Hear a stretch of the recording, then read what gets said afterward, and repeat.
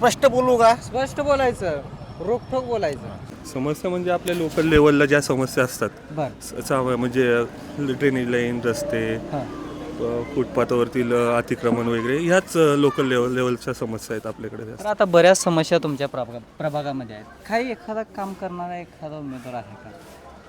आता उमेदवार तसे भरपूर आहेत, पण आपल्याला वेळेला जे उपलब्ध होतात यांच्याशीच आपण म्हणजे एकनिष्ठ राहिलं पाहिजे असं मला वाटतं कधी कधी. कारण काय आपल्या काही काही कामं असतात अडीनडल्या रात्री दिवसा, तर त्यावेळेला आपण एक स्वतःहून कॉल केला, डायरेक्ट कॉन्टॅक्ट असेल तर जे आपल्यासाठी धावून येतात त्यासाठी आपण हे केलं पाहिजे. कोण आहे म्हणजे असं कोण? असं मला वाटतं आता इथं आमच्या परिचयाचे सतीश भैरट म्हणून एक आहेत. बर हां, तर त्यांच्याशी आमचा चांगला परिचय आहे. प्रवीण डोंगरे हा तळागाळात येऊन कामं करतोय. नगरसेवक कसा असला पाहिजे?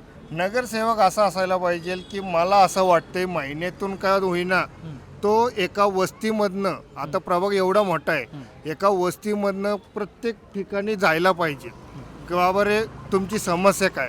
आता इथं आता जसं की आम्ही वैदवडीत राहिलाय, वैदवडीत वाडीत यायला वाडीत यायला पाहिजे. पाहिजे. तुमच्या समस्या काय आहे? आता तुमच्या हक्काचा माणूस कोण आहे काम करणार? सतीश भैरट आहेत. का सतीश भैरटच का? कारण ते कोणालाही मदत करतात. गेले त्यांच्याकडे तर कुणी नाही म्हणत नाही ते बर का मदतीच्यासाठी. हां. कसली असो, दवाखाना असो, काय असो, कुठलंही काय आतापर्यंत काय मदत केली त्याने? मला बरीच मदत केलेली. हां. काय असं वडिलांचं वेळेस वगैरे हां.